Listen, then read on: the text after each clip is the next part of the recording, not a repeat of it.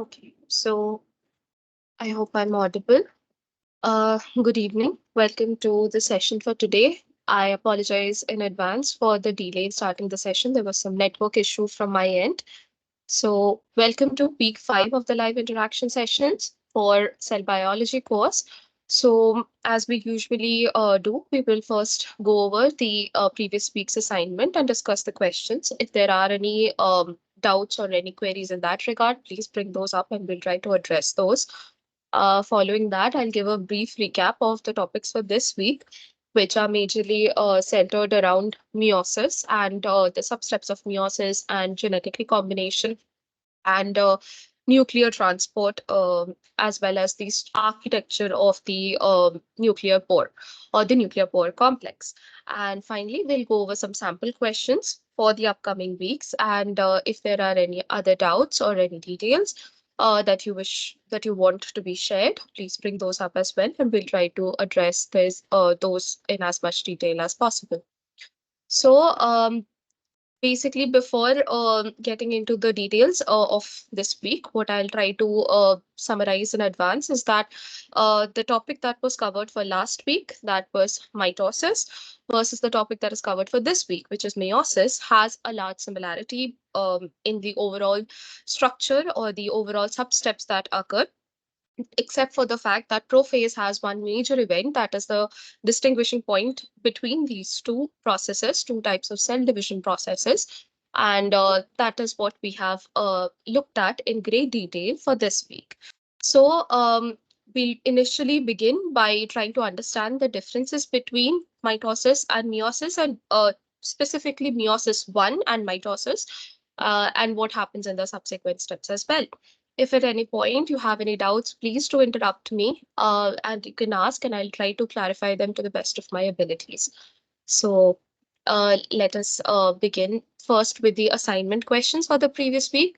So since the topic was around mitosis, the questions are in that regard.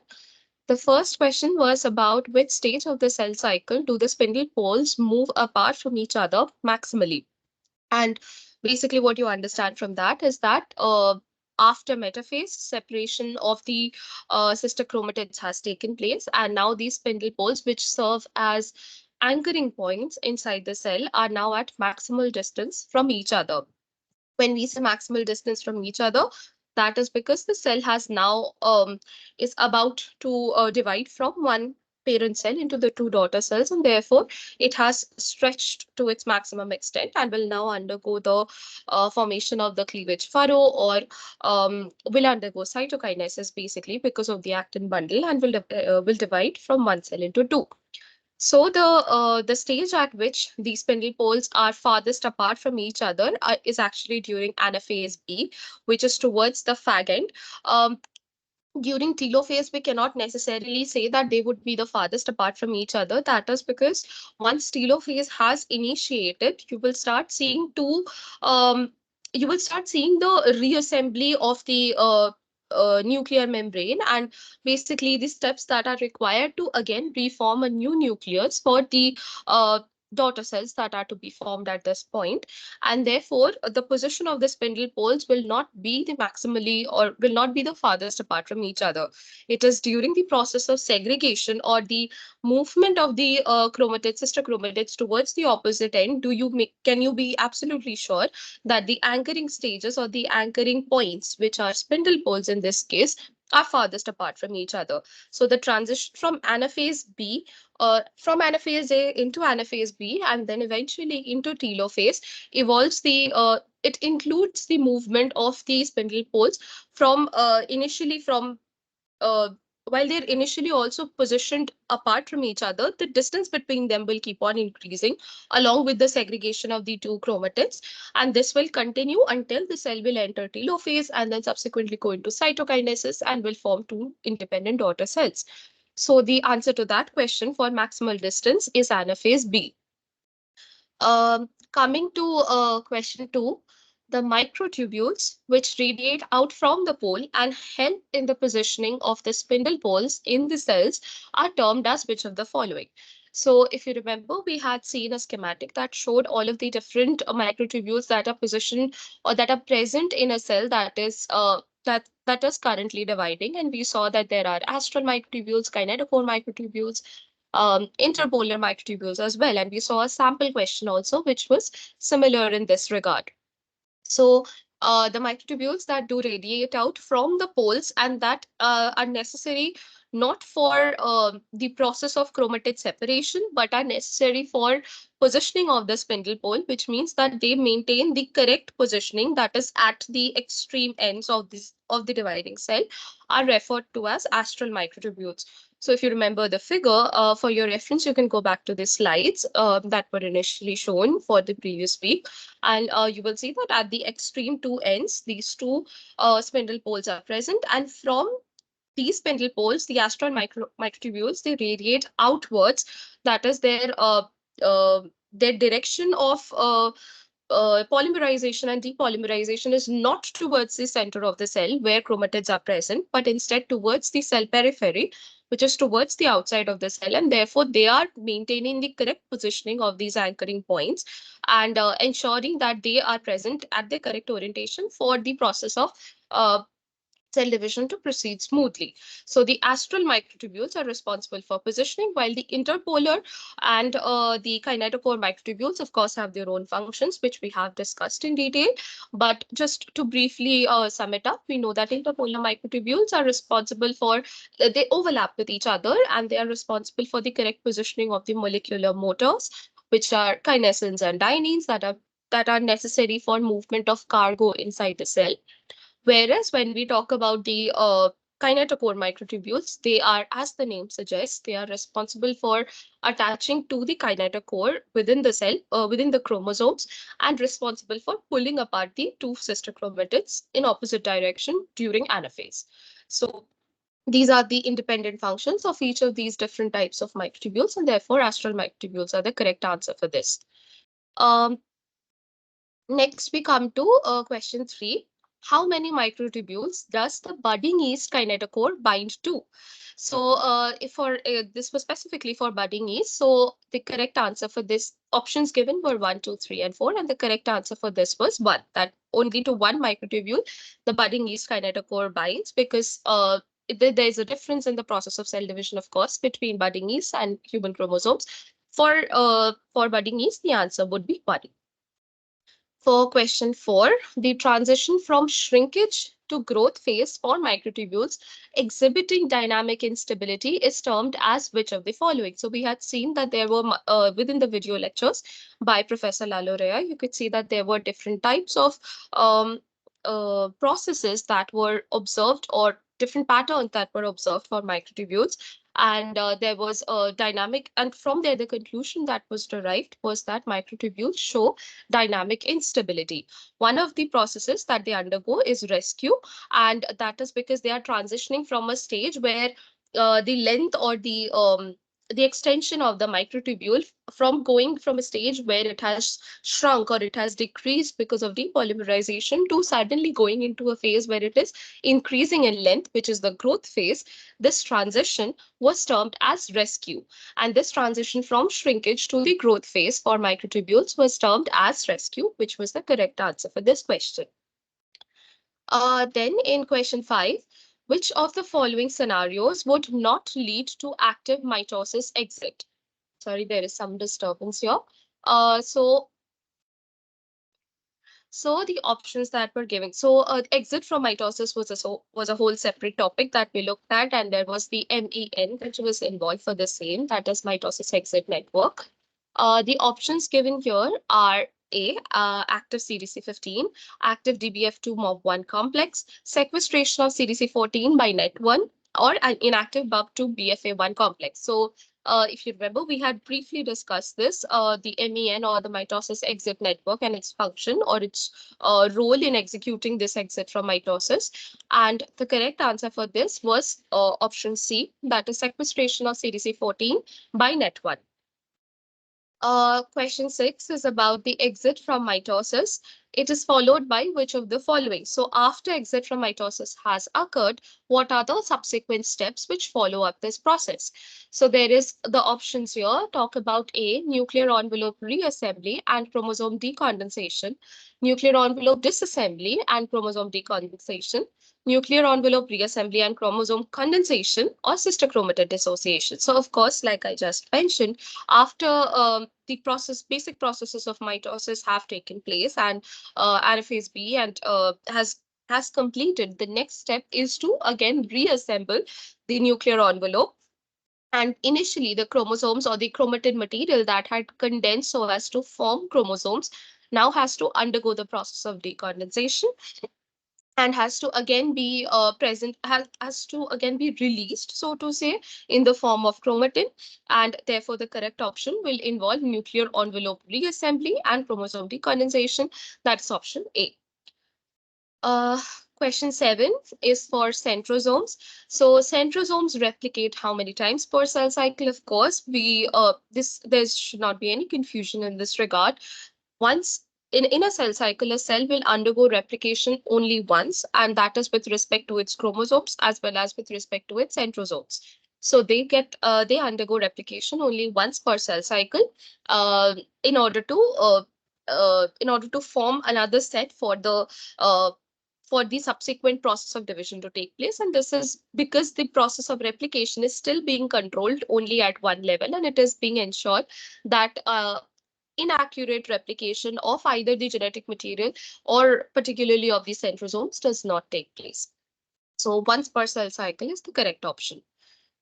For question 8, the microtubule depolymerizing drug, nocodazole, can arrest the cells in which of the following phases? So, if you remember, we had seen that the targeting microtubule dynamic instability is one of the major ways in which cancer cells are often targeted, or they are arrested, or they are prevented from dividing any further.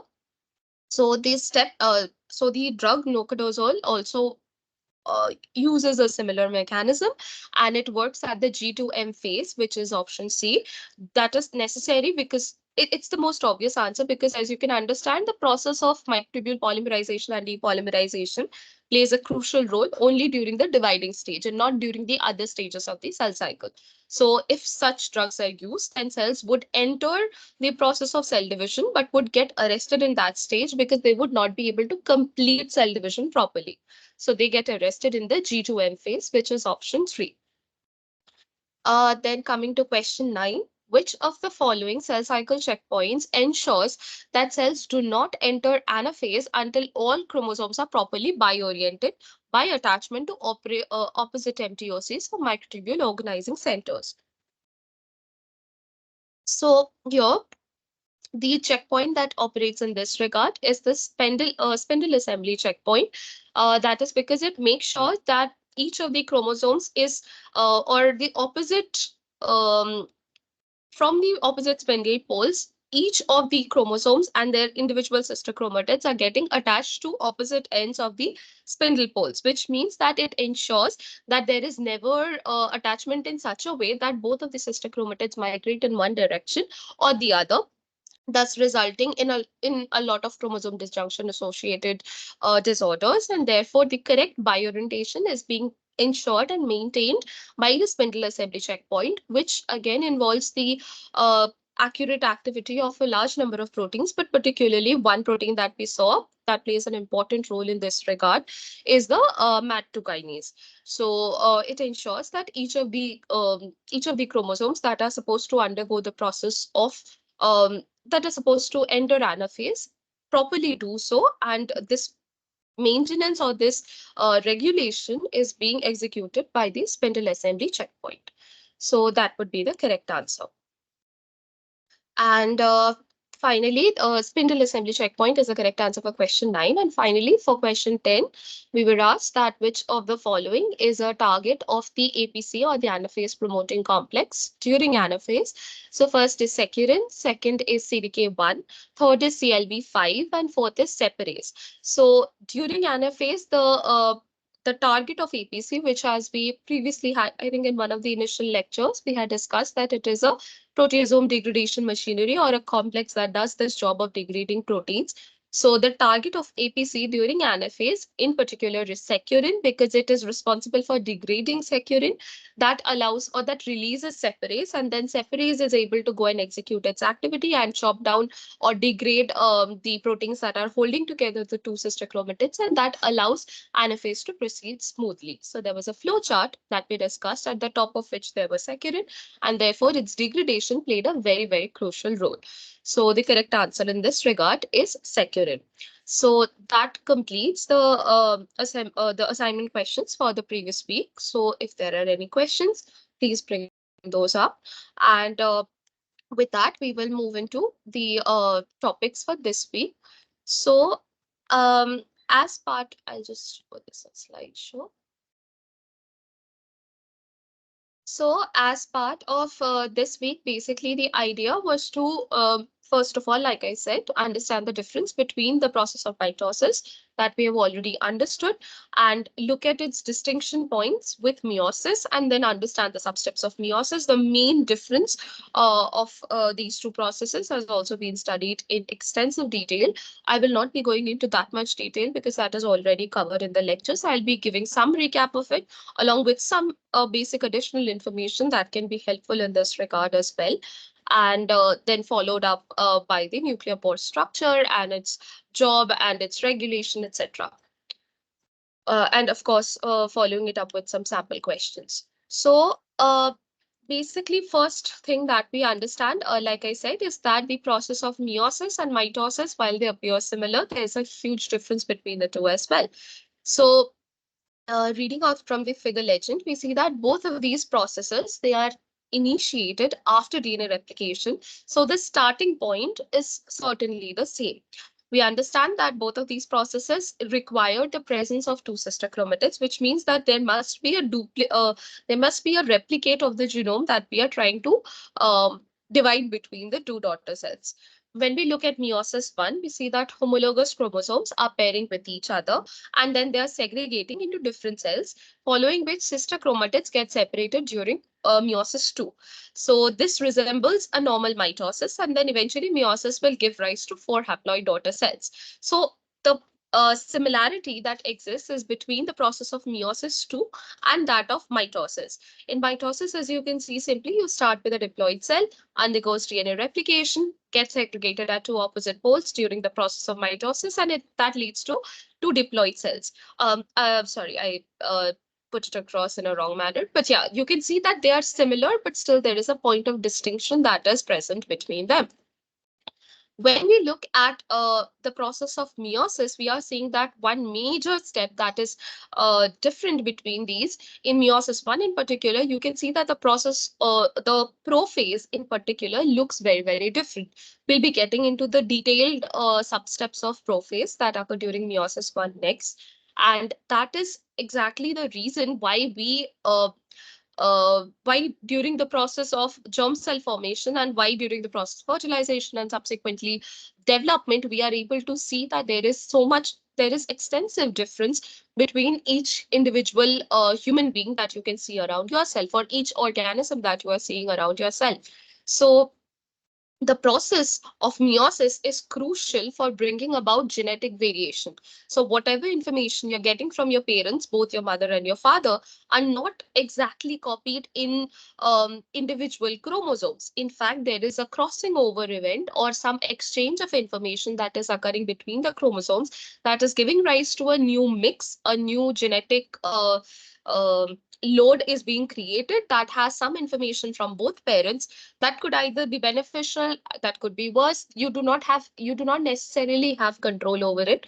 Certainly, if a particular exchange or a particular recombinant product or the product of recombination is such that it is genetically lethal for the cell, such cells will not be allowed to survive. But apart from that, anything that is not lethal will be allowed to grow or will be will persist in a living organism, and therefore such genetic combinations are giving rise to new and new information and organisms with different abilities, which is also necessary for the process of evolution as well as adaptation. So all of the variation that you see around yourself is crucial to keep the human race ongoing, and this process of meiosis plays the most important role in this regard. So this is what you see, a schematic representation of both of these processes. So if we get into details about the stage, that is the major distinguishing point between each of these processes. So we can look at the substep of prophase and all of the different stages that are present within it. So the easy mnemonic to keep this in mind, and in fact, you might also find this to be often an option in many multiple choice question based examinations as well. The way in which the process of prophase is defined is written as LZPT square, which basically means leptotene, zygotine, pachytene, diplotene, and diakinesis. So D square is for diplotene and diakinesis. These are the different substeps, and to represent it, you write it in capitals as LZPT squared. So we can see that each of these are the different substeps which occur during prophase, following which cells enter the metaphase stage. So if I read out from the legend, what are the different attributes of each of these substeps, then we see that the pairing of homologous chromosomes after DNA replication results from the recombination between chromosomes of paternal and maternal origin.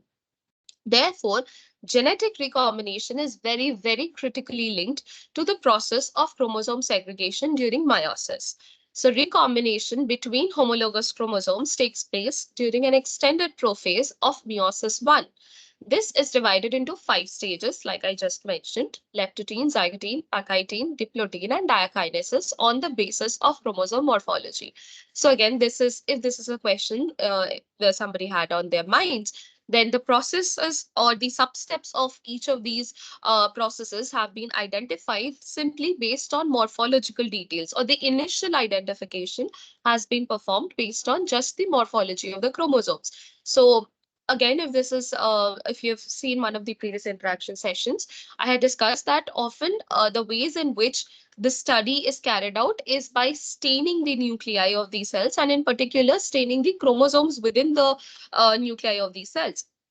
So basically what you do, you use a particular stain which only binds to the chromosomes, and you can observe the chromosome against the clear background of the rest of the nucleolus, and you can see the kind of transitions that are occurring.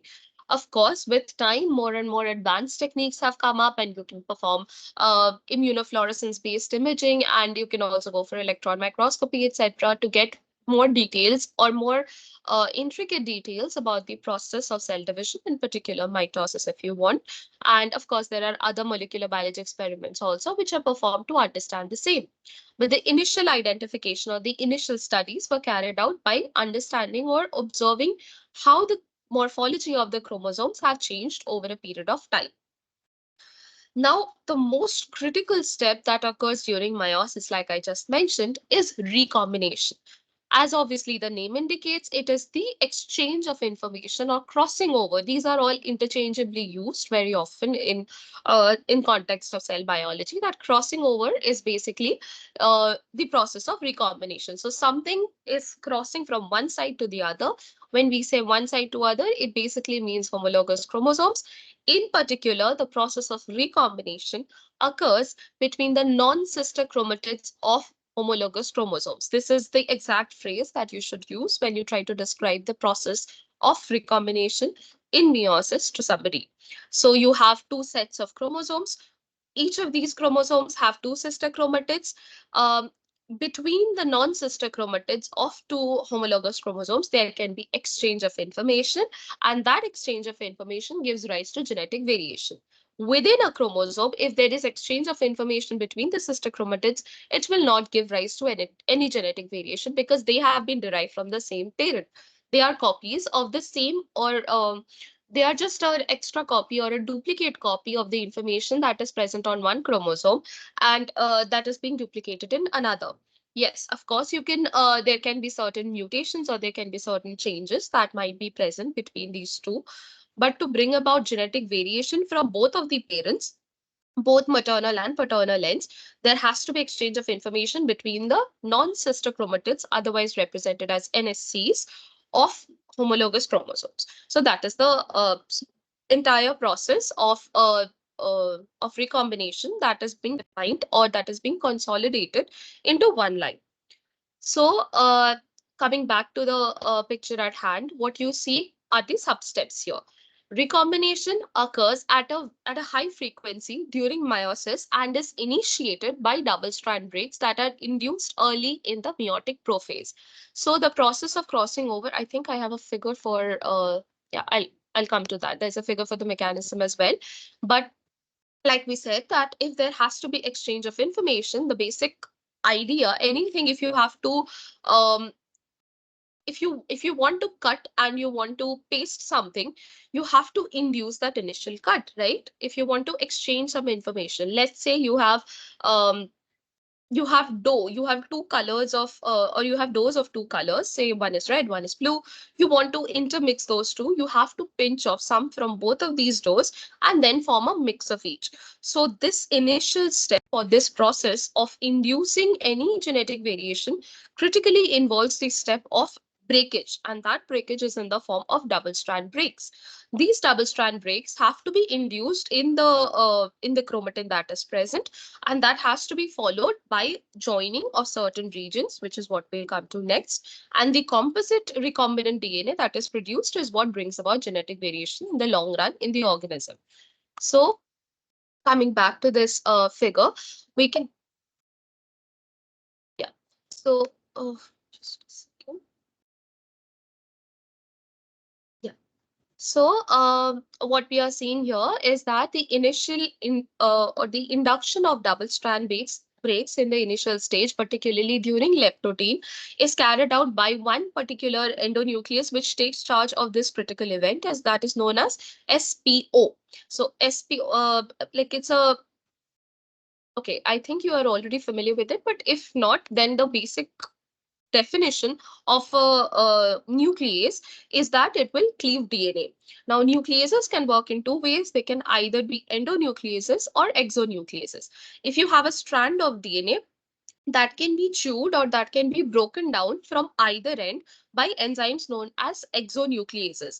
If you remember, when we talked about DNA polymerase, for example, they do have some exonucleolytic activity, which means that after inserting a base, they could digest or they could cleave or they could remove the last base from the end because of their exonucleolytic activity.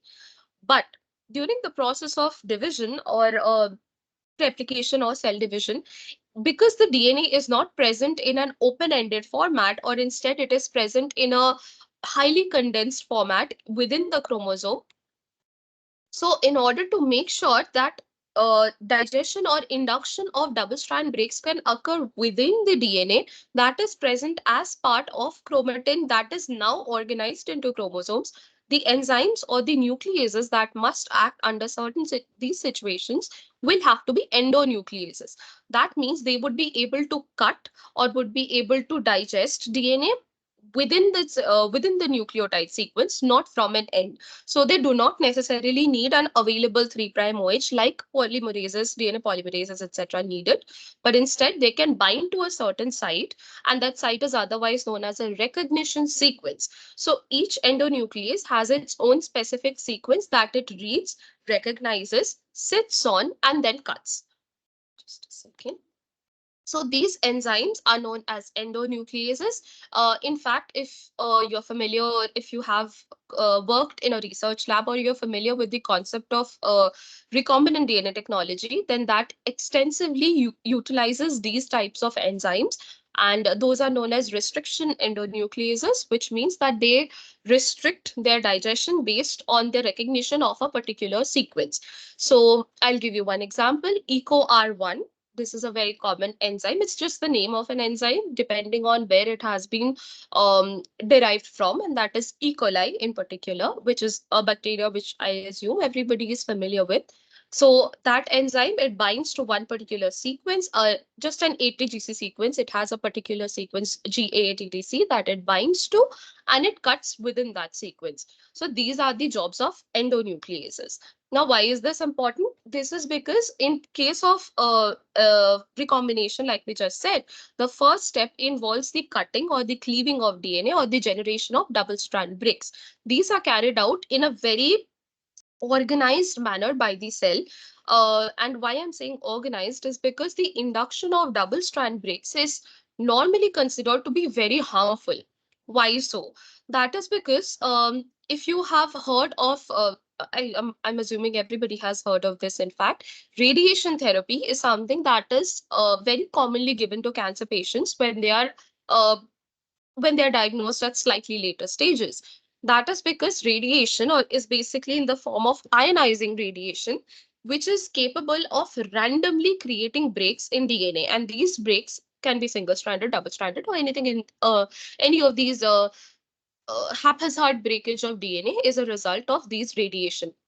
What that effectively does is the induction of a huge number of breaks within DNA creates so much stress on these cells that they are not able to proceed for replication.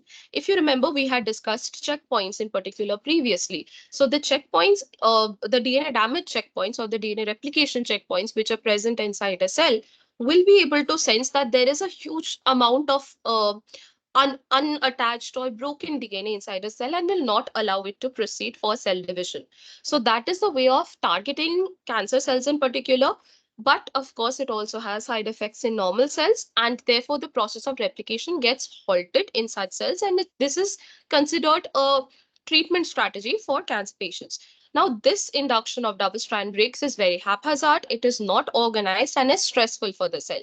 However, during the process of meiosis, the induction of cell DSBs or double strand breaks is carried out in a very organized manner, and it's desired by the cell to bring about genetic variation. So there is, of course, a context dependent induction of DSBs or double strand breaks, and that is a difference that I wanted to bring to your notice. Now, coming back to the slides at hand.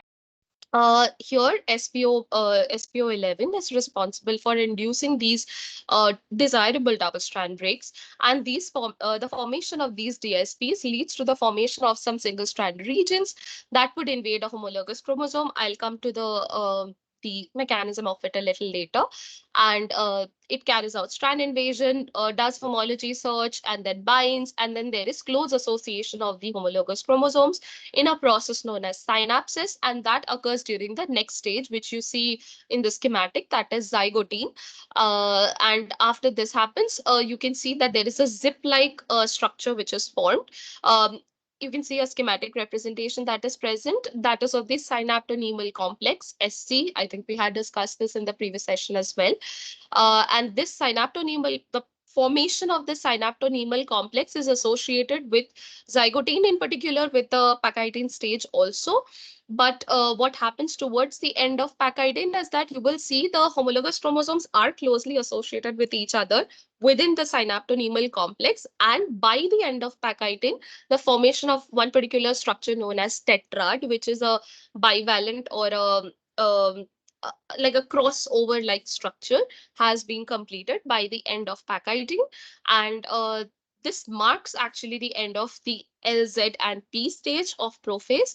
And after this, what you see is the formation of chiasmata, which are the points of crossing over, where you can see distinct sites where the exchange of information, or where the points of crossing over have been clearly defined, and this formation of crossing over sites or chiasmata is marked during diplotin, and finally during diakinesis you can see its completion proceed. So the objective of the synaptonemal complex is to keep the homologous chromosomes very closely attached and aligned with each other through this pachytene stage, and in fact it can persist for an extended period of time as well. And by the end of pachytene, you can see that recombination has been completed. What you see at the bottom in orange is an actual image, electron micrograph image, which has probably been color enhanced. Okay, for reference, you can look at two majorly, I've taken images from two books in particular. One, I think I've mentioned only one of them here. Okay, but they are cell biology or cell a molecular approach by Cooper and Houseman. Most of the details are from there. And also from Gerald Karp. I think I've mentioned that book before as well. So these have extensively defined meiosis, mitosis, as well as cell cycle, cell division processes described in detail, along with Albert's also. So for reference, please look at these books. Most of the images are from there only. And you'll also find questions from these chapters if you wish to go through those as well. Additionally, for experimental strategies that were taken or that were adopted during identification of the MPF or the mitosis promoting factor, which was initially discussed during our cell cycle lectures, that also you'll find in this book by Cooper. Uh, so you can refer to it for your own clarity if required. So yeah. So we were discussing the formation of the synaptonemal complex. So that is what you see in the figure that has been shown on in the left. So before we proceed further, let us just clearly define some of these terms that are identified with respect to each of these stages. So first stage during prophase 1, like we said, is leptotene. You can clearly start seeing chromosomes during this stage, even under the light microscope. Of course, keep in mind that even if you can see it under a light microscope, the nucleus still needs to be stained because otherwise you'll not be able to distinguish between the cell background and the cell interior, so or the nucleus in particular. You can do so without you can do without staining when you're opting for other microscopy techniques such as electron microscopy, like we have previously discussed. Today I'll also discuss another technique which was mentioned in the lecture by Professor Lalauria, and that is the freeze fracture and freeze etching form of microscopy. It is a relatively primitive technique. It is not very prevalent in today's time, but it was one of the smarter techniques that were identified at that age with the technology that they had back then. So I will discuss it, but towards the fag end of the class. So yeah, what you see here is an electron micrograph only, but you can observe these the formation or the initiation of chromosome formation in the leptotene stage.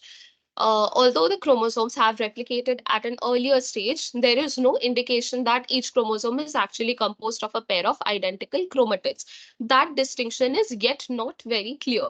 However, when you look at the electron microscope, like I said, even without staining, you will be able to see that there are two chromatids. If you look at the figure in particular, you will be able to see that there is a thin line that is running in between, and that shows that there is very, very close association between the two sister chromatids.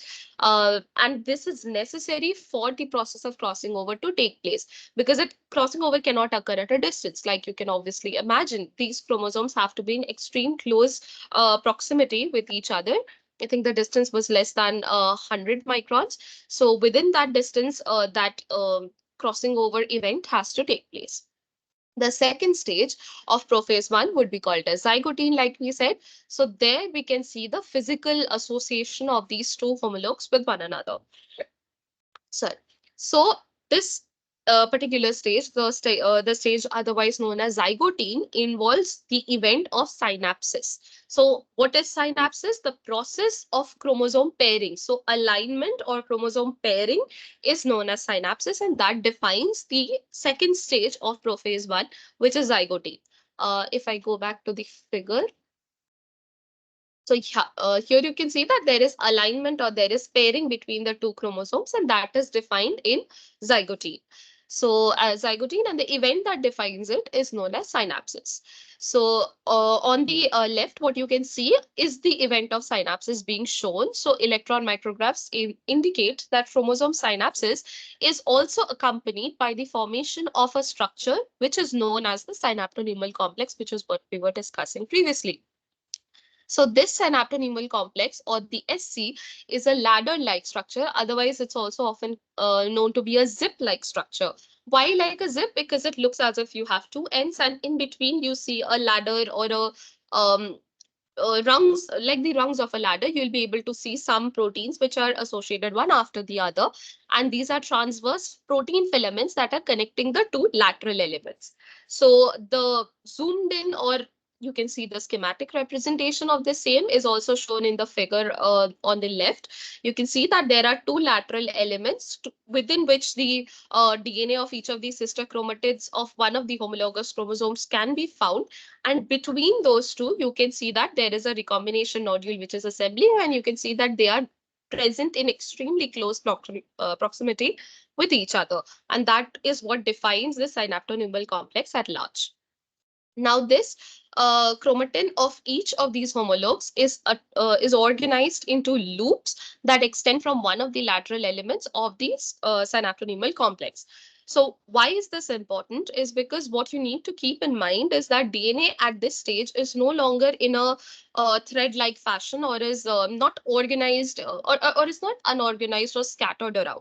It has assembled. It has, of course, initially formed the nucleoprotein filament, which is by association with histones, and has now taken that rosette-like structure, which, if you remember, we had also discussed in the last class.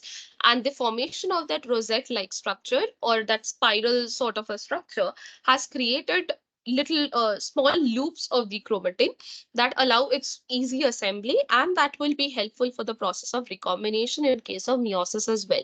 So the arrangement of chromatin into loops is now on these two lateral elements in association with certain proteins such as cohesins. And between these two, you can see that there is the formation of the synaptonemal complex, distinctly distinguishing the step of zygotine, which is the second stage. Now, the complex that is formed by the pair of these synapsed homologous chromosomes is called a bivalent or a tetrad. Now, after synapsis has been completed, it is marking that zygotine has ended, and it is now transitioning into the next stage, which is pachytene. And pachytene is characterized by a fully formed synaptonemal complex. Now, at this stage, there can be a little bit of confusion that which stage do you particularly associated the synaptonemal complex with. What if you are asked this in a question? The easier way to look at it is that you have to see what is the question demanding. Is it asking you which stage the synaptonemal complex is getting initiated or is getting completed, is how you would approach the question. So the initiation of synaptonemal complex formation is occurring during the second stage, which is during zygotine, but its completion and the formation of a complete bivalent or a complete tetrad is occurring during pachytene. So these are the two, this is the easiest way in which you can distinguish these two stages. So the first stage, which was leptodene, was the only simple initiation of formation of the, so not initiation of formation, but rather the visibility of chromosomes could be associated with it. Following which, you can see that synapses, which is the alignment of the two homologous chromosomes, the initiation of the complex proteins that are required to form the synaptonemal complex, that you can see in zygotine. But final completion you can see along with tetrad formation in the next stage, which is pachytene. Now, the beginning of diploidine, which is the next stage from LZPD square, the next stage of diploidine usually involves the association of or is associated with the dissolution of the synaptonemal complex. So the synaptonemal complex formation was necessary for crossing over or for information exchange to occur. So if you want a representation of it, please see the figure on the right, and you can see that there are distinct points at which you can see that it looks as if the chromosomes have sort of bound around each other, or they're twisted around each other. They're not exactly twisted. The exact mechanism here, while it is understood today in great detail, there is still a lot that is yet to be identified. For now, what you can look at is that you are seeing that there is point of extreme contact between these two sister chromatids, and these points of contact are known as chiasmata, which simply means points of crossing over. So this you can identify, and you can verify for certain that these are the number of regions at which crossing over or at which information exchange has occurred between the non-sister chromatids of two homologous chromosomes. So what you see are different representations of the same thing in general, and the image at last is of course an electron micrograph, like we can see, and it shows how intensely condensed the chromosome it looks sort of like a lumpy structure. That is because of all the proteins and all of the machinery that has come in and allowed the thread-like chromatin to be assembled or compacted into a very small region. So at the next stage of diplotin, you can see that there is dissolution of the synaptonemal complex that had just been assembled, and what that is now leading to is the two sister chromatids that were involved in the process of crossing over are now only attached to each other at these distinct points of crossing over, which are the chiasmata and nowhere else. What that will effectively do is now it will, in the subsequent steps of meiosis during metaphase, anaphase, and so on, it will allow for clear separation of the chromosomes without any further crossing over, without allowing any further crossing over to occur. So the formation of the synaptonemal complex is essential for crossing over, and its dissolution is necessary to make sure A, that cell cycle can proceed, B, that crossing over does not occur beyond this point, C, to conserve energy. The end goal for the cell is, of course, to conserve energy because the assembly of the synaptonemal complex is a very energy intensive process. So, sorry. So with this, we are coming towards the end of prophase. Now, after prophase has occurred, the next steps are something we are already quite familiar with. What you see here is the distinction that is brought about in the anaphase of these two stages. Now, why is that important? This is because why we are saying that there is prophase 1, prophase 2, metaphase 1, metaphase 2, anaphase 1, anaphase 2. The material that is undergoing, not material, or the genetic content that is undergoing segregation or separation in these two stages, in phase 1 and phase 2, is quite different and is the major distinguishing point between these two steps as well.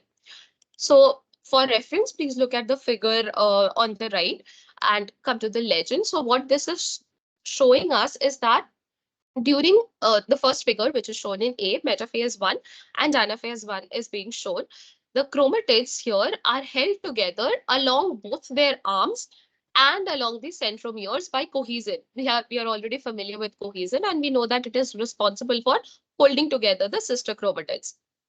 So the pairs of homologues are maintained as a bivalent by the chiasmata. Now, the bivalent or the tetrad, like we have just discussed, is the structure where you can, if you, for your reference, if you look at these yellow small dot-like structures, those are representative of the cohesin protein that is holding these two sister chromatids in extremely close association with each other. So that is necessary to make sure that during metaphase 1 and anaphase 1, the individual sister chromatids of the two chromosomes do not undergo segregation. It is the crucial distinguishing point for a cell to undergo uh, correct segregation in the correct stages. There is no other way for the cell to ensure the same, right? So during metaphase 1, cohesin is binding along the length of the entire chromosome. So we have these two bivalents which have crossed over at, say, for example, 2 points, and you can see even in the representative example that there has been genetic information exchange. So pink and blue regions from each of the two parents have undergone some exchange, and you can see chromatids that have a mixture of each of these. So this will ensure, the presence of cohesin will ensure that the pulling apart of chromosomes is only occurring between the two pairs of homologous chromosomes and not between the sister chromatids of individual chromosomes. I hope that is clear. So during metaphase 1, correct alignment is occurring, and even you can see within the inset that there is a zoomed in. Um, I think someone has a doubt. Yeah, Deepti, go ahead.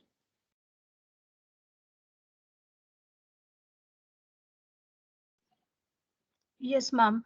Ma'am, during the exchange of genetic material between the homologous non-sister chromatids, so Mm-hmm. any enzymes or protein is related because there will be a cleavage of genetic material at that particular part, right?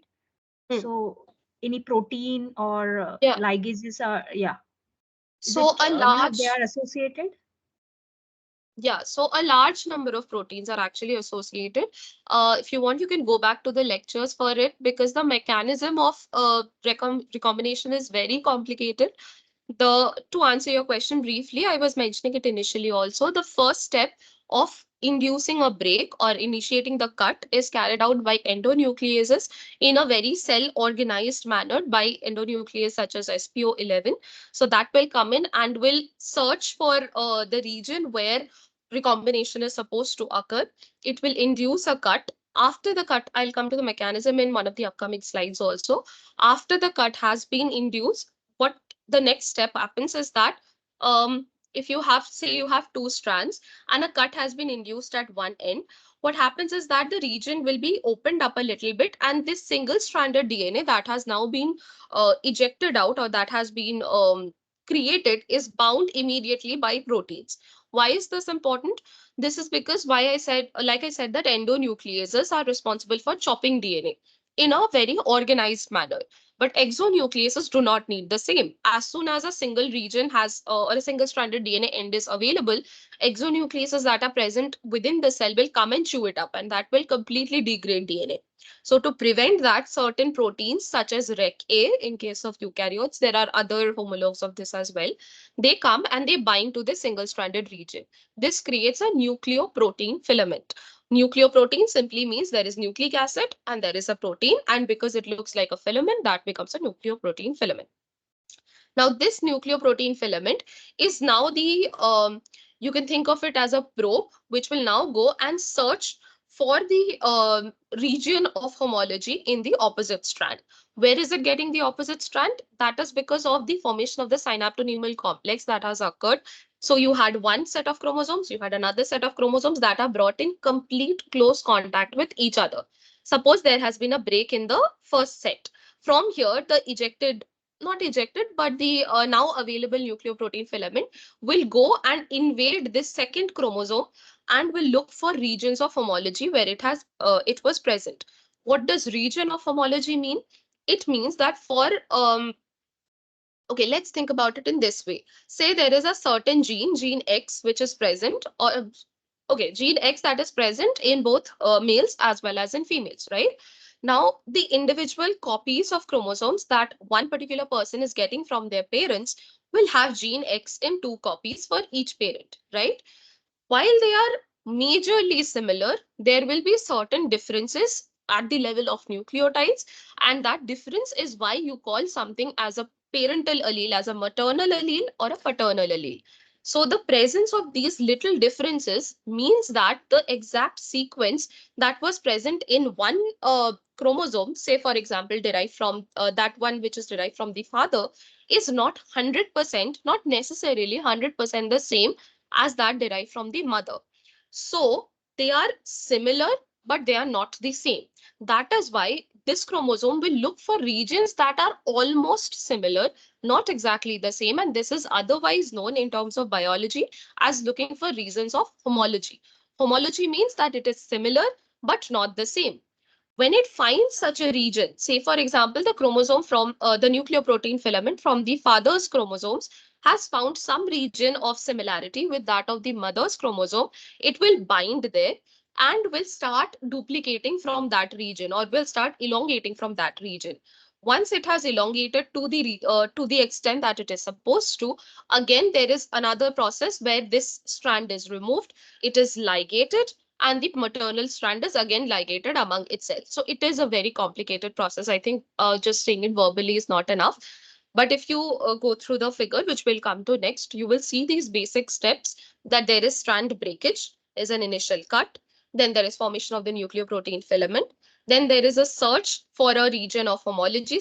It looks for something which is similar, and it doesn't have to go far because of the process of synapses that has allowed the correct alignment of the two chromosomes from the mother and from the father to occur properly, so that these regions are in close proximity.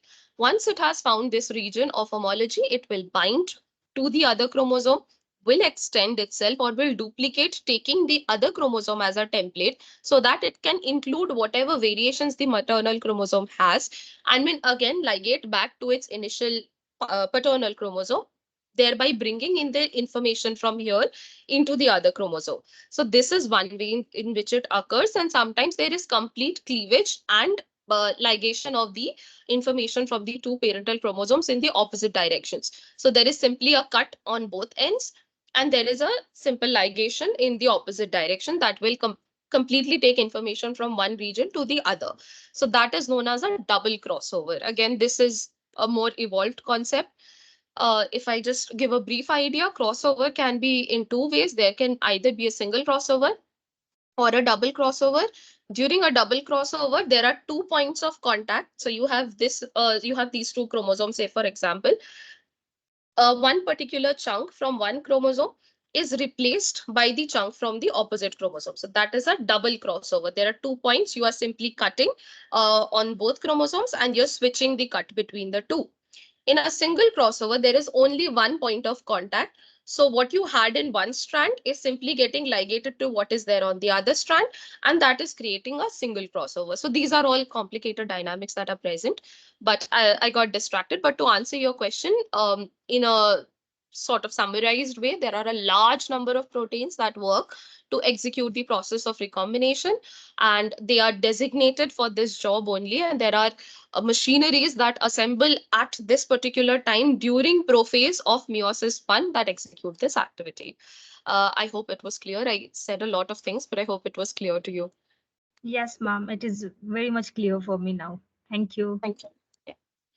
Okay. So, coming back to the figure here, we were talking about the difference between metaphase and anaphase for meiosis 1 and meiosis 2. So the assembly of cohesin or the orientation of cohesins in each of these cases is what mediates the difference between the two. So, like you can see, the pair of homologous chromosomes are maintained as a bivalent by the chiasmata.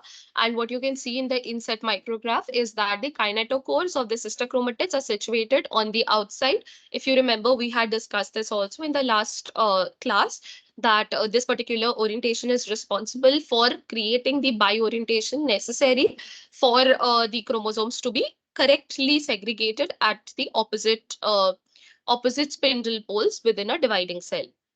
The black dots are gold particles bound to the motor protein CNPE of the kinetochores. At anaphase 1, what you see in figure B, at anaphase 1, the cohesin that holds the arms of the chromatids is getting cleaved, and they are now allowed, the homologs are now allowed to separate from one another. Cohesin remains at the centromere, however, holding the chromatids together. During metaphase 2, which is what you see in the figure at the lower left, the chromatids are held together at the centromere, and there are microtubules from opposite poles that are attaching to the kinetochores. This is already something you're familiar with from the process of mitosis. And you can see that the attachment of the microtubules is different in this case. It is between the sister chromatids of one particular chromosome, and now they are facing opposite poles, and during anaphase 2 they would be separated from one another, and that would allow these chromosomes to move towards opposite poles. So to put it briefly, basic difference between these two steps is that during phase 1, with during anaphase 1, separation is not within a chromosome, it is between pairs of homologous chromosomes. They are getting pulled apart in opposite directions. However, during anaphase 2, the sister chromatids of the individual chromosomes are separating in opposite directions. So this is the major distinguishing point between the two. Just give me a moment. I'll switch on the light and come back.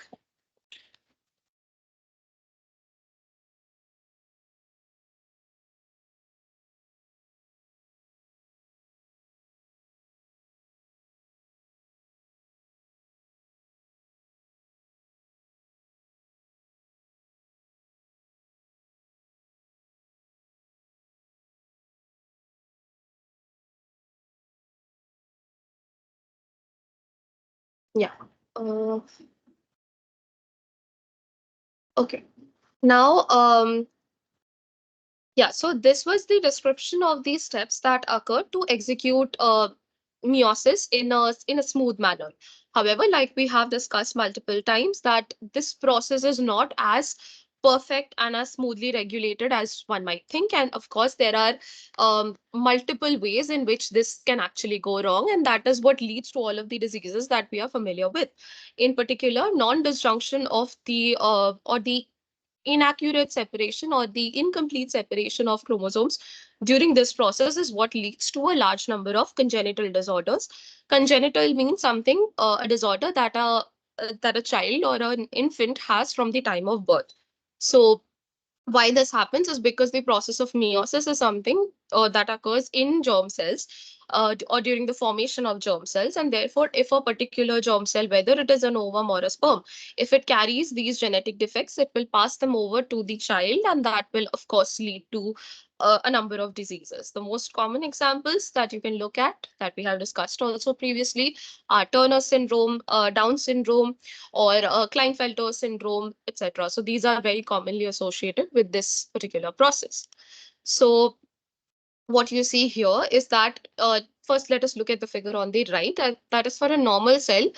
You are seeing that after the first meiotic division, while you initially had a diploid cell, after the first meiotic division, you are having two daughter cells that each have a copy of the chromosome, one copy of each chromosome. So you have a yellow and a red chromosome. Each of the cells gets one copy, either a yellow or a red one. So this is how you expect the normal process to occur. However, when you are looking at the non-disjunction case, if there is non-disjunction, which means there is inaccurate separation of the chromosomes during the first meiotic division, what that is effectively leading to is one cell having two copies of that particular chromosome. One cell having both of the chromosomes, while the other cell does not have any chromosomes at all. Now, this cell, which has each of the or which has both of the copies of the chromosome, will undergo the second meiotic division, and therefore it will produce gametes that have extra chromosomes, which is what you see on the left. So you had a yellow red cell that underwent non-disjunction, had another cell which was either yellow red or had no chromosomes at all, and then it is undergoing a normal second meiotic division and is producing gametes that either miss the chromosome or that have an extra chromosome. This is one form of non-disjunction. The second form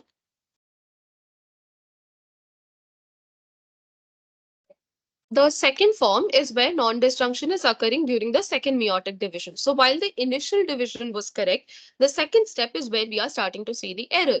So even though the initial stages involve cells having one copy of each chromosome, which is what it is supposed to have anyway, during the next step of next division, or the second meiotic division, or during anaphase 2, separation between the sister chromatids has not occurred properly, and that is giving rise to gametes with either an extra chromosome or that which is missing a chromosome. So these are the two different ways, two commonly identified ways in which non-disjunction can lead to diseases. And you can look at karyotypes. So karyotype, I think I had mentioned previously.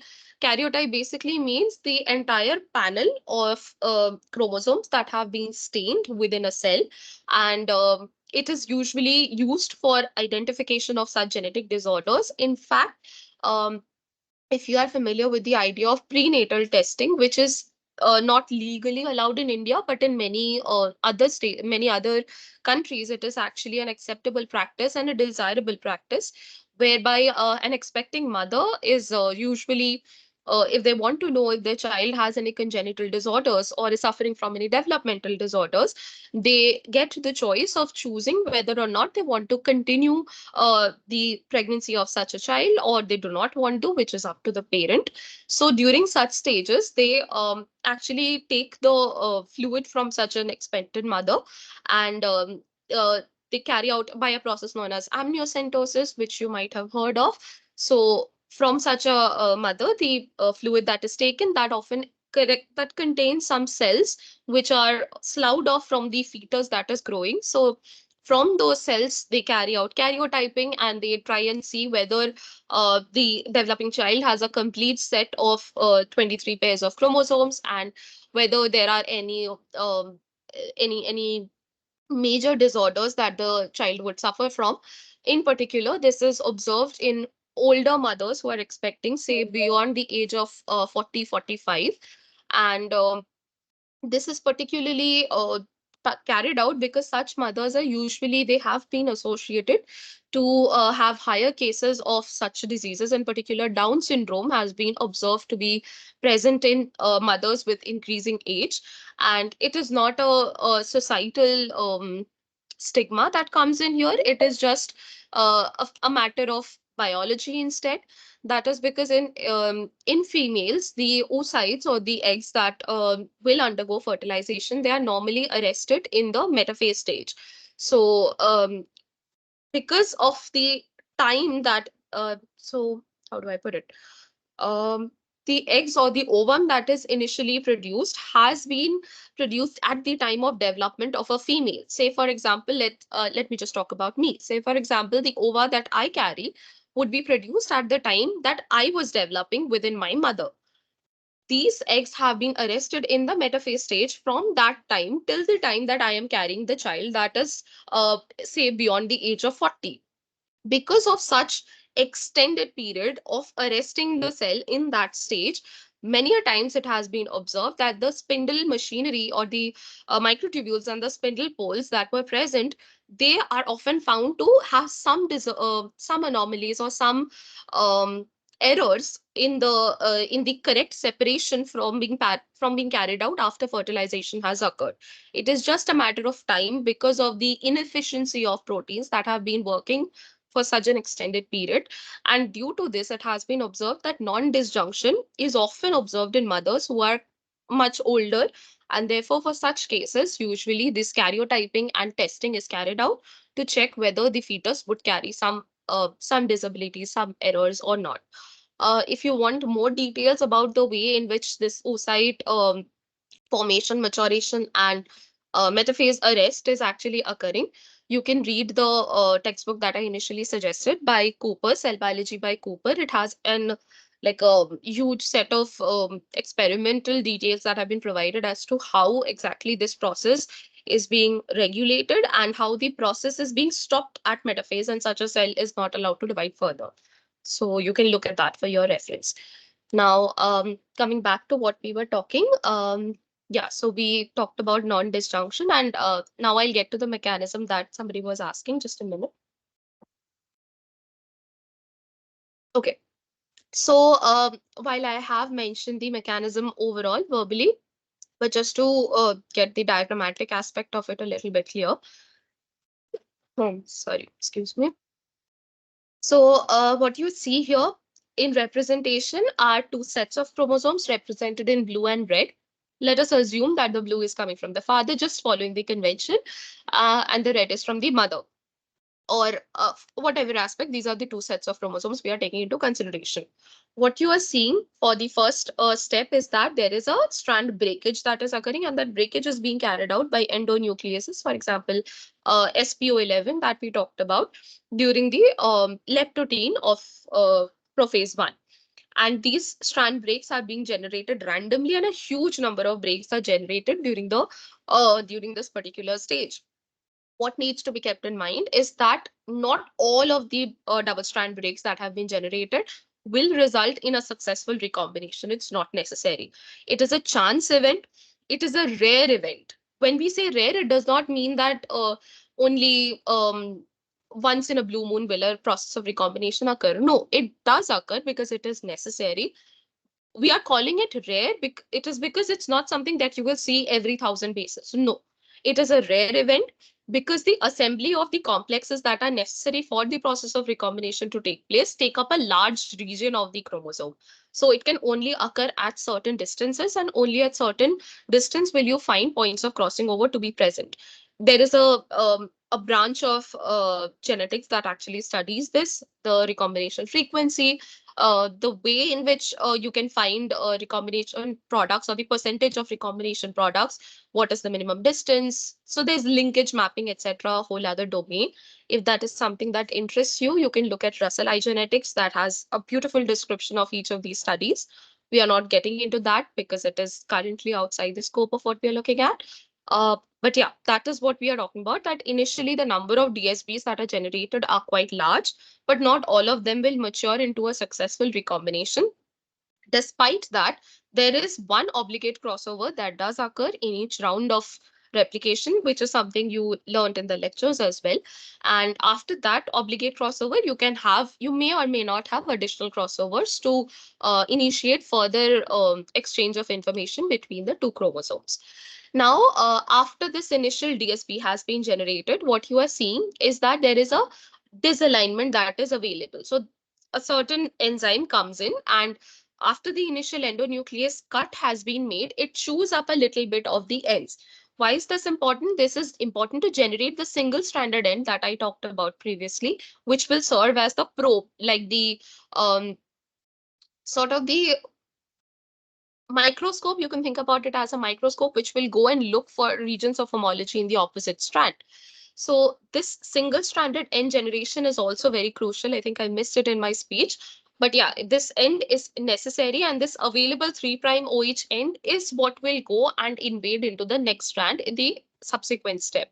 After the single stranded end has been generated, immediately it has to be bound by the proteins that I talked about. For example, Reg-A, which will generate the nucleoprotein filament.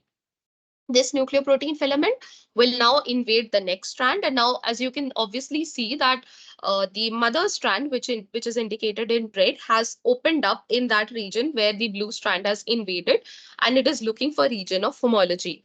Once it finds that region of homology, it will extend. In You can see that extension in blue color only, where it has bound and extended itself. After extension, it is using the other red strand as the template, and is duplicating, taking that one as the template, which is shown as the broken red arrow.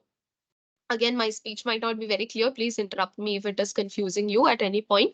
But basically, after strand invasion, homology search, there is extension of the region of homology, taking the parental strand as the template.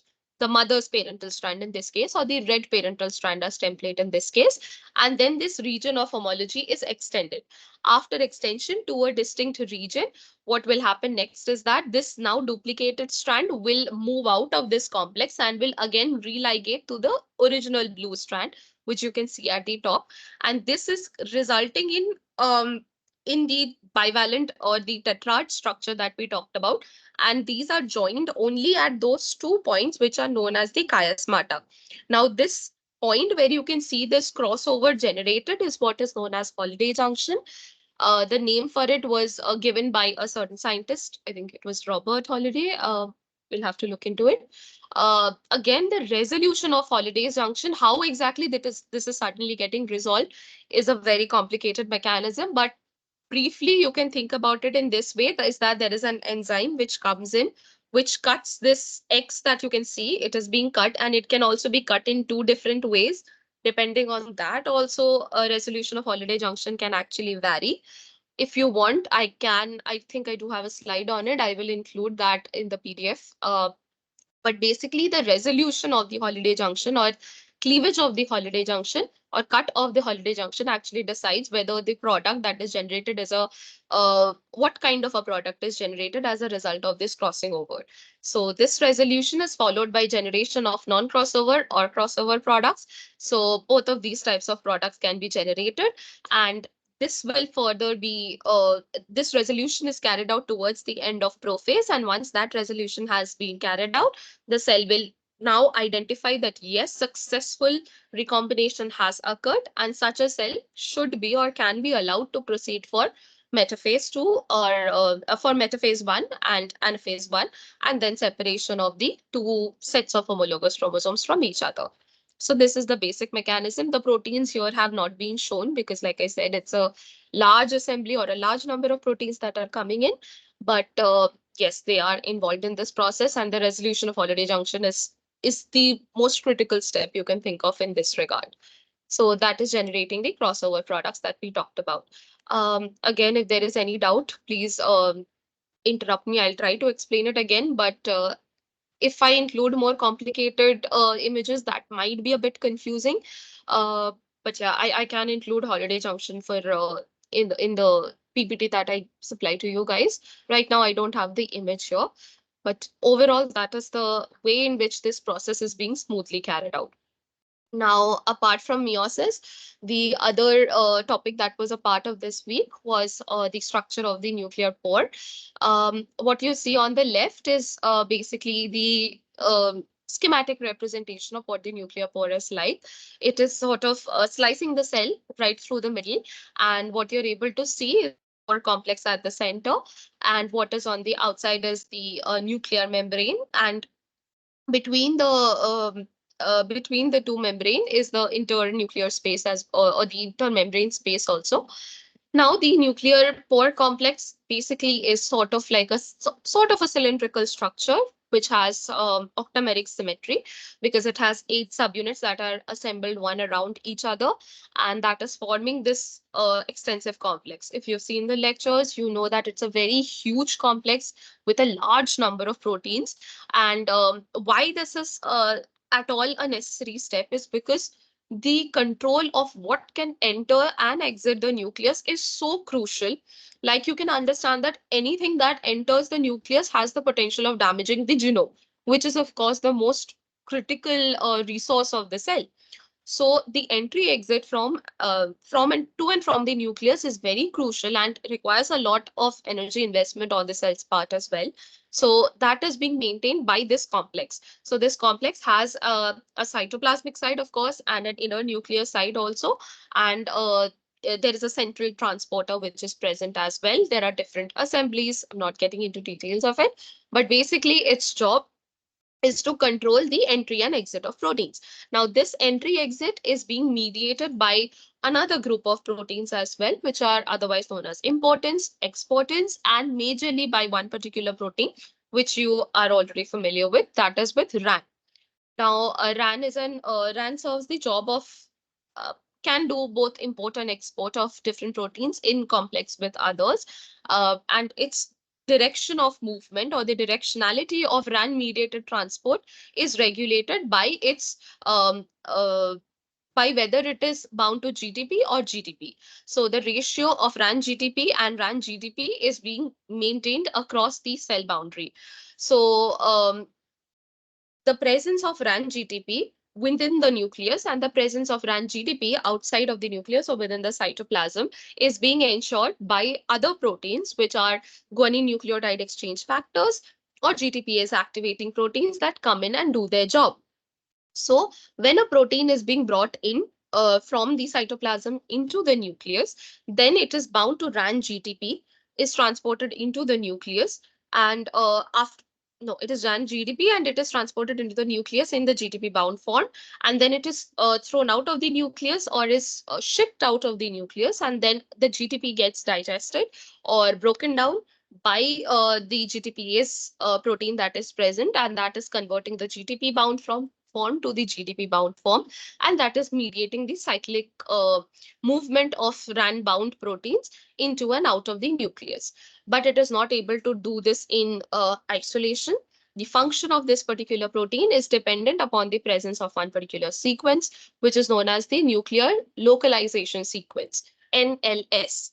The NLS is attached to proteins at the time of synthesis only when they are undergoing synthesis or when they're undergoing transcription. It serves as the address of a cell or address within the cell for one particular protein. If the NLSS protein is attached to a protein, it will be shipped inside the nucleus. If not, it will be allowed to stay in the cytoplasm or will be shipped to either the mitochondria or the peroxisome or wherever else that particular protein is destined to be. So it is basically the written address for a particular protein inside the nucleus. It might also happen that the protein is being shipped outside of the nucleus if it contains an export signal. If it is attached to an export signal, then it will be shipped outside of the nucleus into the cytoplasm when that is required. One example of such proteins, if you want to think about it, say for example, the ribosomal proteins. After synthesis, they have to be shipped outside of the nucleus because translation occurs outside. Versus if you think about transcription factors, which will work inside the nucleus, those have to be brought in. So this transport or trafficking inside the cell is very critically maintained by a large number of proteins. But particularly for the nucleus, it is taken care of by the nuclear pore complex majorly. Uh, Apart from this, what you see here is a representation. I have mentioned, I have provided the paper link at the bottom if you want to get into details. But what it basically shows is the different types of proteins that are present. Just a second. The different types of proteins that are present inside a cell nucleus. So in not just proteins, but the different components of a cell nucleus that you can see. We'll just go over the schematic. You can go into these details because these are still not completely explored. You can look at Professor Lalorea's work also for your reference, or you can look at any research article if it is of interest to you. But basically, what composes the inside of a nucleus is not just the DNA, but a large number of other complex proteins as well. First of all, you can see that within the nucleolus, the process of RNA polymer transcription and post-translational modifications of many proteins also takes place. So that is occurring within the nucleolus. Then you can see the presence of nuclear speckles, which are involved in RNA splicing also, or which are the speckle is something that was observed by scientists. Speckle is something which looks like a tiny little dot inside the nucleus, and these dots are where sites of RNA splicing have been correlated inside a cell. So that is what is identified in that regard. Then comes a certain you can see these orangish colors representative of nuclear stress bodies. And what this means that these are regions where proteins involved in relieving stress for a cell are being synthesized. So that is for stress response genes that are being synthesized. Example is HSF1, histone chaperones, or heat shock proteins that are often synthesized in these regions inside the nucleus. Then comes the regular transcription factory, like you can see, RNA pol, which is executing its default job inside the nucleus as well for regular transcription within a cell. Then come paraspeckles.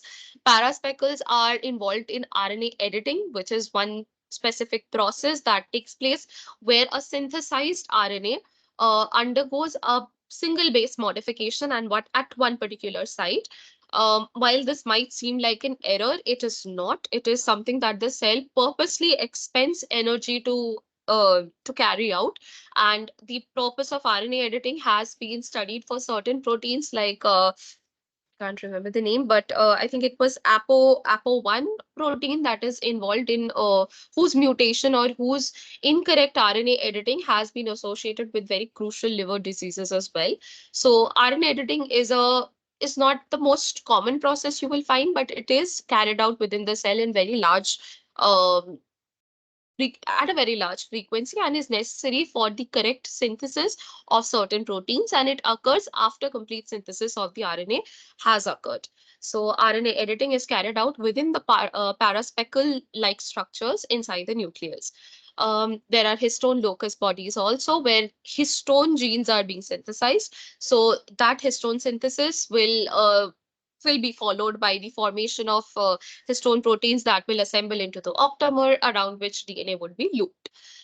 Then there are Cahal bodies and Gemini of Cahal bodies. These are involved in snRNA synthesis or snRNP synthesis, that is a single nuclear ribonucleoprotein synthesis, and these are found within the nucleus as well.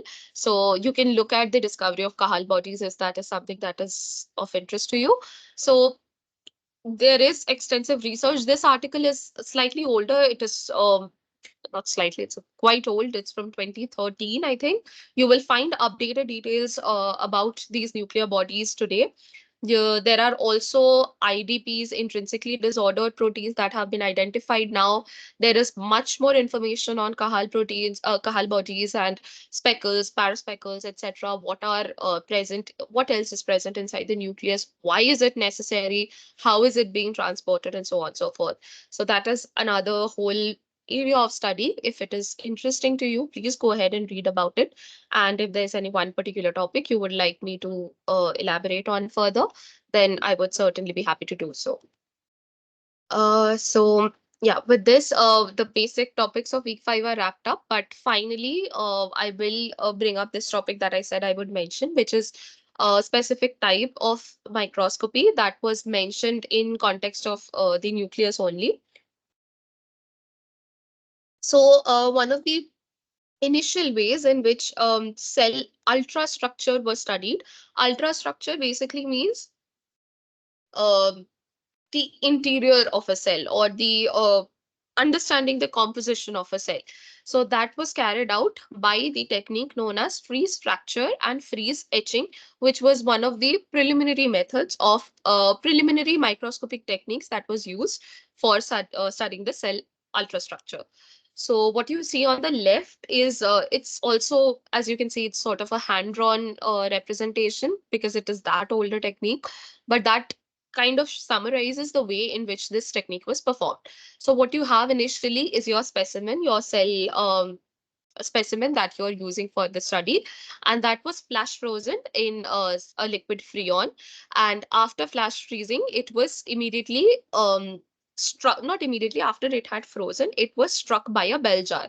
So think of it as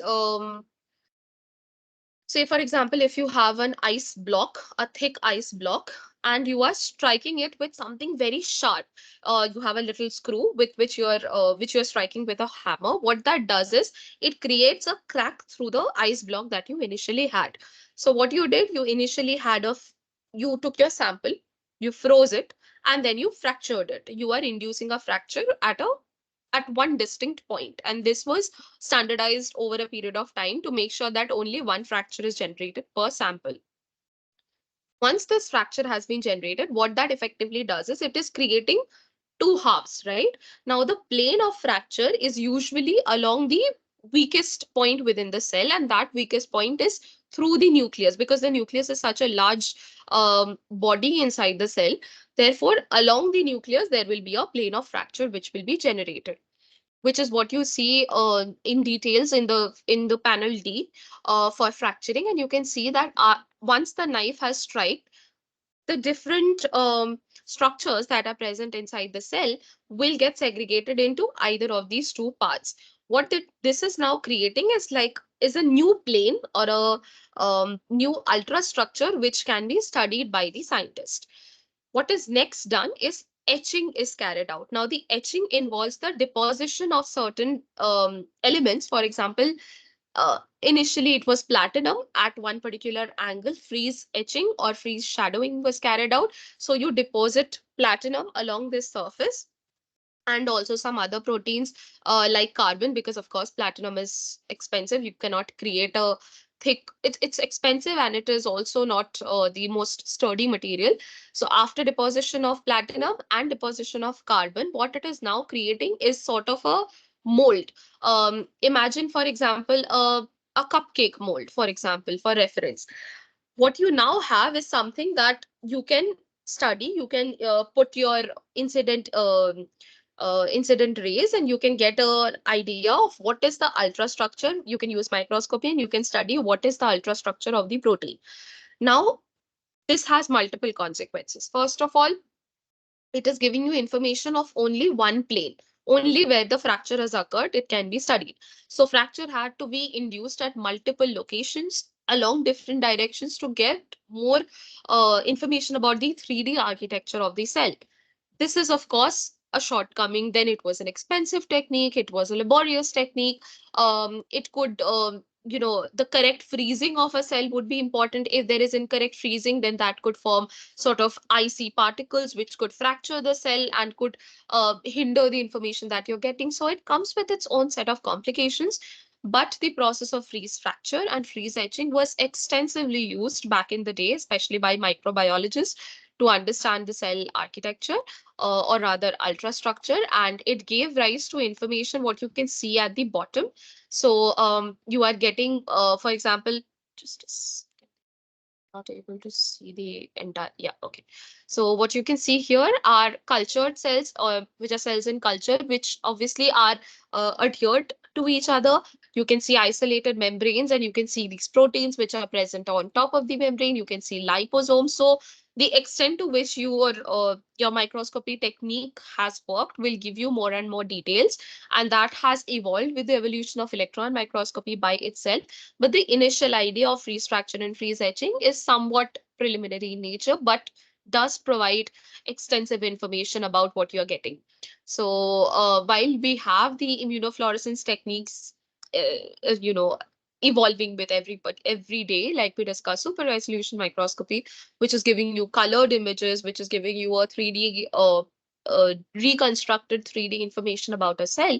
These techniques were also part of the initial discovery, can be used till date, but are of course not the most preferred route of study. But you can appreciate the intelligence that has gone behind just creating a crack within a cell, and then creating a mold out of it that can be used for study without disturbing the entire cell. So uh, a technique like this is what initially identified the ultrastructure of the nucleus and showed that there were little pores that were present on the surface. Then those pores were studied in extensive detail, and of course, sky is the limit today. So this particular technique is something that I wanted to introduce to you all, just to show how extensive study and in particular research has gone forward today. So I think with this, I'm wrapping up the details for week 5. If there were any doubts from what I have said already, please ask me, and I'll just discuss a few questions that would summarize or that are relevant to what has been discussed and what was part of this week's lecture. And with that, we'll wrap up the class. I will just share the screen once again. Just give me a moment. Uh, yeah, I think it should be visible now. Okay. So, again, if I have given a lot of extra information today as well, if there's any doubt, please go ahead and ask, do not hesitate. But just to sum up what was the topic of discussion, we discussed the steps and sub-steps of meiosis, the process of crossing over, the sub-steps in that process as well, the regulators of that process, the differences between each of the sub-steps of prophase 1, which are executing the system of crossing over, the definitive identifying or distinguishing features of each of these steps, and following it up, the differences between anaphase and telophase, metaphase and anaphase of each of these steps, the organization of the nuclear pore, the transport across the nucleus, and just for extra information, the different types of nuclear bodies that are present, and one of the initial techniques that was used to study the nucleus and identify the ultrastructure of the nucleus, not just the nucleus, but of the cell at large, of all of the organelles, but in particular the nucleus, because that is what the technique was initially introduced with. So with this in mind, let us look at the questions. So first of all, the differential localization of RAN-GTP and RAN-GDP in cell compartments is important. For what reason? So let us look at the options. It helps in the formation of the NPC or nuclear pore complex. No, the NPC does not involve the RAN-GTP directly. It is a continuous, or it is a part of the nuclear pore under all circumstances when the nuclear membrane is intact. But the RAN GDP GDP ratio is crucial for transport and for maintaining the direction in which transport can occur. If you have to draw an analogy, for example, then the ratio or the concentration of sodium and potassium across a neuron is also equally critical. Why? Because that maintains the electrochemical gradient across the membrane. Or another similar example would be um, if you have studied the process of ATP synthesis, then across the mitochondrial membrane, the concentration of protons across the stroma and the cytoplasm is across the thylakoid membrane. The concentration of H plus ions or concentration of protons is what critically controls the process of ATP synthesis. So such concentration gradients are very critical. With respect to the nucleus, the concentration of RAN-GTP and RAN-GDP plays an equally important or very, very important role for mediating the transport of proteins across this particular membrane. So this directionality is being maintained, and therefore that is the correct option. Option B is the correct option. Recognition of NLS is not carried out by this particular protein. NLS is recognized by certain recognition proteins which are present in the nuclear membrane. They bind to and they allow the localization of such proteins inside the nucleus. Um, Question two is which of the following options correctly describes an event occurring in prophase 1 of meiosis? So the prophase 1 is what we have extensively discussed. What are the options? First is the pairing of homologous chromosomes are crossing over, alignment of homologous chromosomes at the cell equator, duplication of DNA, or segregation of homologous chromosomes. So, considering the details that we have already discussed, of course, option one is correct. So, the synapses or pairing of homologous chromosomes and the process of crossing over, which is the chiasmata formation, these are critical events that occur during prophase 1 of meiosis. For the other options that are given, homologous chromosome alignment at the cell equator is the distinguishing feature of metaphase. Duplication of DNA occurs during S phase, and segregation of homologous chromosomes will occur during the anaphase of meiosis 1. So these are, of course, not correct options, and first option is correct. Uh, in question three, the correct order of different stages in meiotic prophase are so like I said, there was a mnemonic that I gave for your easy remembering. That was LZPD square. So leptotene, zygotene, pachytene, diplotin, and diakinesis is the correct option, which is I think option one. So LZPDD is the correct option. First option is correct. Uh, for question three, the synaptonemal complex disassembly takes place in leptotene, diplotin, pachytene, or zygotene. So, synaptonemal complex assembly occurs during diplotin, completes in pachytene, but its disassembly, that is its dissolution, will occur during the next stage of prophase 1, that is diplotin. So, the dissolution occurs during diplotin, which results in the formation of a bivalent that is only attached at the points of crossing over or only attached at the chiasmata. Therefore, diplotin is the correct option. Non-disjunction due to improper segregation of chromosomes may lead to aneuploidy, Down syndrome, progeria syndrome, or none of the above. So it will lead to Down syndrome because of improper or incomplete segregation of chromosomes. Aneuploidy is something that can also occur, but it can occur due to not necessarily due to non-disjunction also. Aneuploidy is less than the distinct number of chromosomes or the lack of chromosomes that can occur within a particular gamete or a particular cell, but that will not necessarily occur due to only due to non-disjunction. Progeria syndrome, on the other hand, it was mentioned in one of the lectures as well.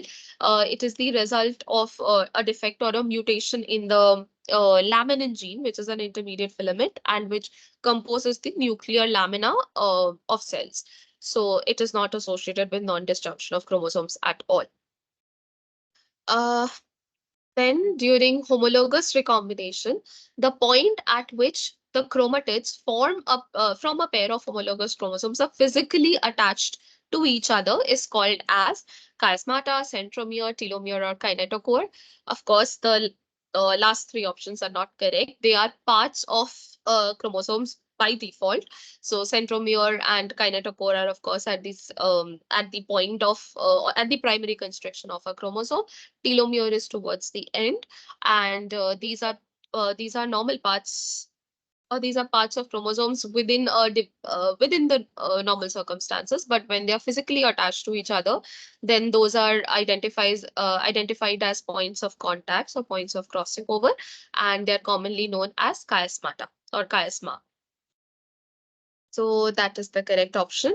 In budding yeast, the meiotic commitment initiator IME1 acts as a phosphatase, protease, transcription factor, adaptive protein, or kinase. It is a transcription factor. I did not bring this up, but it was mentioned, I think, in the third video lecture for the course. It functions as a transcription factor. Proteins that are targeted to the nucleus, which means they have a nucleus localization or a nuclear localization signal or an NLS.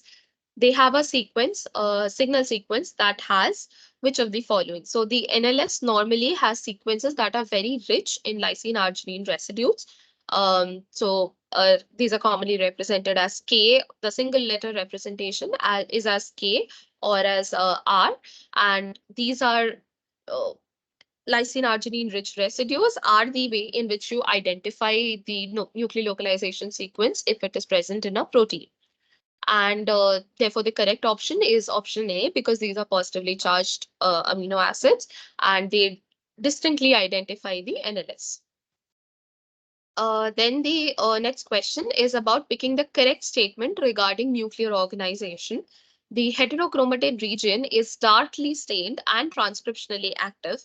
The euchromatin is lightly stained and transcriptionally active. Histone deacetylation by SIR2 causes euchromatin formation, or all of the above. So, all of the above is definitely not the correct option because you can see that heterochromatin is the transcriptionally inactive region. It is the tightly packaged or hidden region or hidden areas of the chromatin.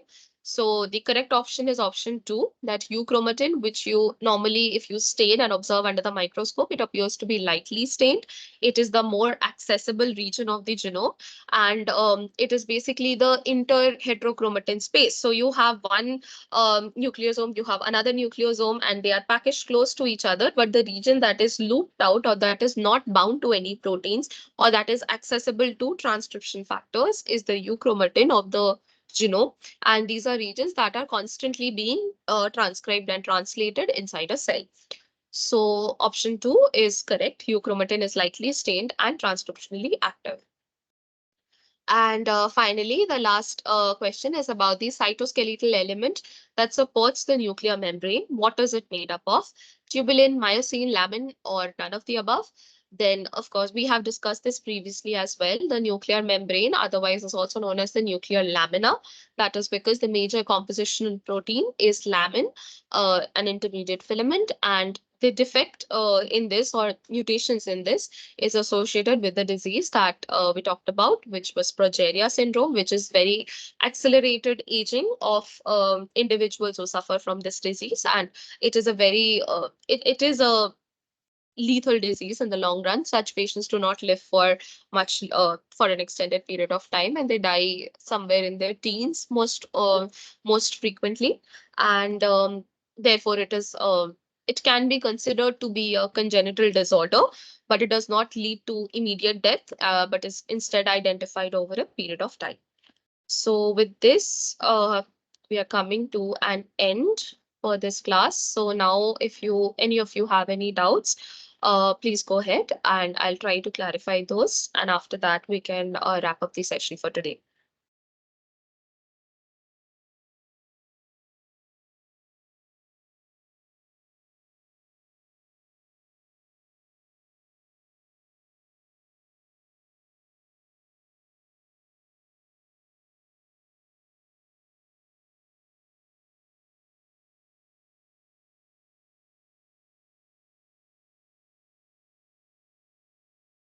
Anyone has any doubts, please go ahead. Um, for your reference, please try and look at these textbooks. They are all available PDFs. If you need, I can maybe upload them in the Google Drive document that the Google Drive link that you are also getting.